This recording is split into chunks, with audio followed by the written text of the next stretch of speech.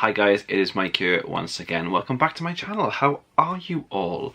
Hope you're well, hope you're feeling good, and I hope that this sort of dreary November weather isn't dulling you out too much. I have to say, here in Wales, a touch wood, that we normally get a very, very wet winter here in Wales, and at the moment it's just starting to turn very cold, but not yet wet. So, you know, I should be thankful for small mercies. Anyway, today is like the 20th of November or something ridiculous like that, because we are right at the end of November, and it's just mental how quick this month is going. This whole year is going fast, but this month specifically, and this is the month where I should be getting so much of my kind of getting ready for Christmas done, and I'm not quite there yet.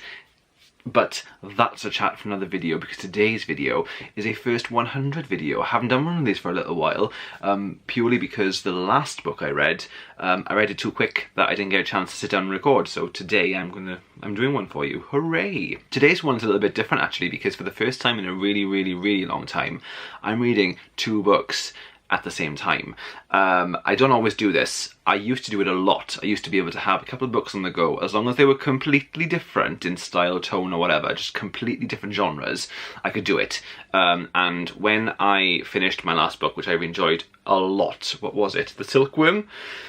The Silkworm by Robert Galbraith. I couldn't decide what I wanted to read next, whether I wanted to read some more crime. I've been reading a lot of crime, or reading a bit of YA or middle grade, and so I picked up a couple of books, and I found myself just reading them both at the same time and enjoying myself and being able to do it. So I'm going to talk you through what I'm reading. So guys, I'm going to film this as two separate videos, because when I start speaking, I just jump on that train, and that train takes me to lots of different places. So rather than do one video with two books in it, I'm going to do two videos, one about each book that I'm reading at the moment, and let's just jump into the first one. At the moment, the first book that I have reached page 100 of is Wundersmith, The Trials of Morrigan Crow by Jessica Townsend. This is the sequel to Nevermore. This is number 2 in this Nevermore book series, and Morrigan is now a member of the Wondrous Society, and bless her, she's still kind of very much alone in this world, but she's developing this network of friends that are sort of becoming her family, and it's just really nice. But where we find Morrigan at this point in this novel is she is just becoming a member of the Wondrous Society. She has a sort of initiation, which is cool, and she meets her classmates, and she doesn't really get the best reception. That's kind of what happens in the first 100 pages. The fact that she is a Wundersmith frightens a lot of people in this society, and they don't want her there, but thankfully she has Jupiter standing up for her. So Morrigan and Jupiter go on a bit of a little quest in the first chapter. They go to see an angel who is a performer at a theatre, and it's a really cute idea actually, that they have to put earmuffs on so they can't hear the angel sing, because if they hear the angel sing, it's the most beautiful thing in existence, and it's like a drug. You get addicted to it, and then you can't go about your normal life. And I like that. I thought it was a really good idea. And the reason Jupiter goes there is to get the angel to sign a waiver to say that he, sort of like a, what's the word? It's sort of like a guarantor for Morrigan joining the society, so that if anything goes wrong, these people are also to blame, and Morrigan needs 9 signatures, 9 guarantors, which is exceptional. But you know, there we go, she is a Wundersmith, and this is a scary thing for the people of Nevermore and of the Wondrous Society. And so the angel signs, but there's a mysterious sort of story going on in the background of this book so far, is that people are going missing, and this angel tells Morrigan and Jupiter that one other angel has gone missing, and this is like unheard of.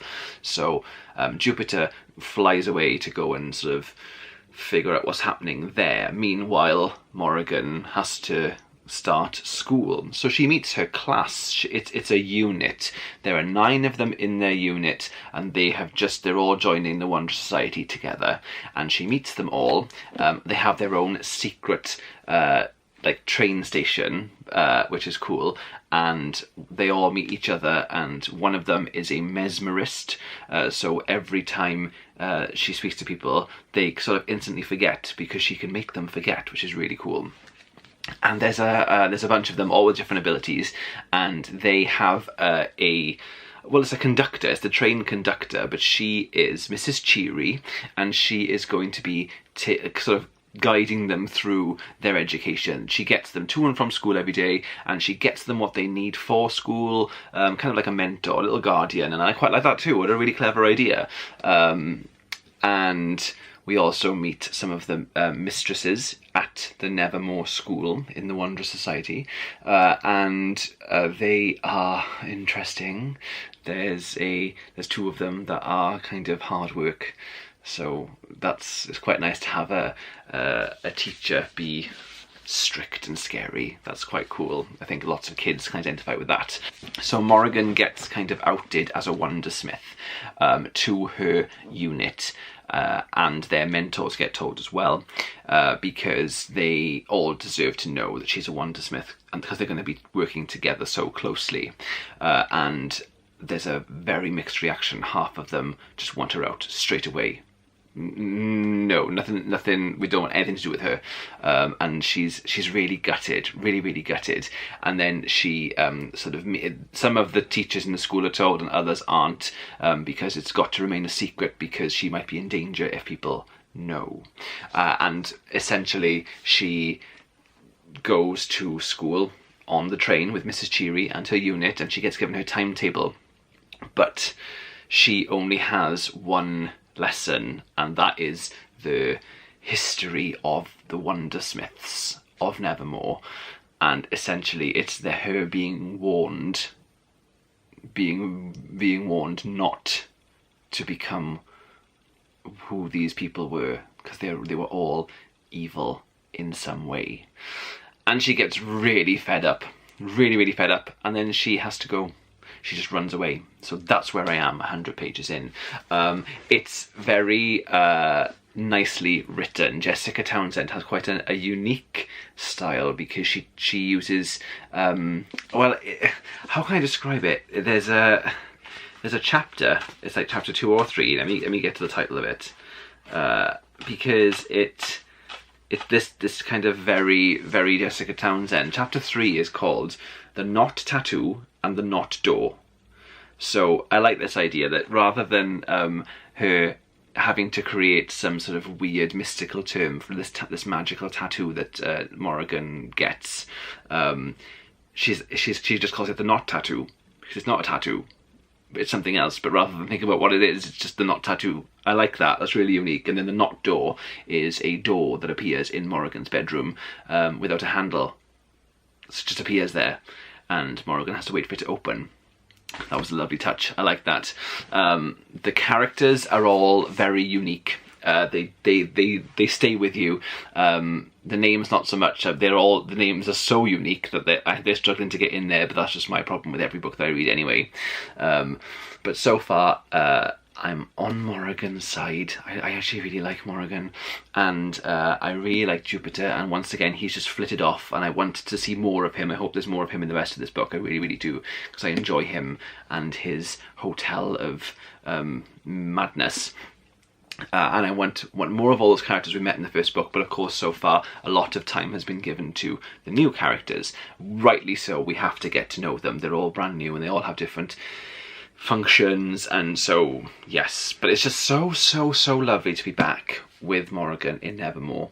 It's been a year since I read the first one, and I had considered rereading it in this year, but I've had quite a good run of other reading, so I haven't bothered. Yes, so far really enjoying it.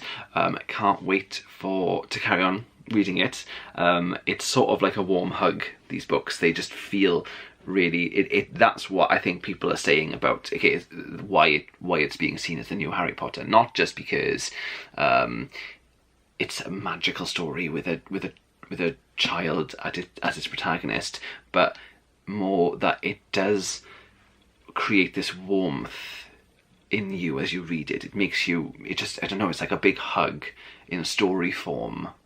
That's what I think this book is. It's brill, and I'm really, really enjoying it, and I can't wait to read more, and I can't wait to see where the story goes past this as well. I implore you to try reading this, and if you have kids or you have children to buy for Christmas that are just getting into reading or want to get into reading, these are really easy books to read with a really fantastical story and magical characters and just zany craziness as well. It's a no-brainer. Trust me, this is the book that you need to get the kids in your life for Christmas, definitely. So I can't wait. I just really like it, and that is how I feel about the first 100 pages. There's enough intrigue.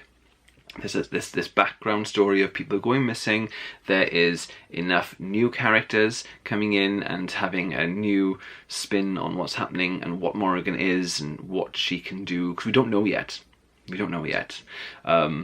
And Morrigan's sort of like helpless feeling of starting a new school, everybody can identify with that, and making new friends and trying to make friends at all. And it's really clever and interesting, so yes, I'm enjoying. So yeah, that's the first book that I am reading at the moment, guys. The first 100 pages of Nevermore. Basically told you what happens in the plot and not much else, but sorry, that's just what got me excited. And I will see you for part 2 of this video very, very soon. Bye.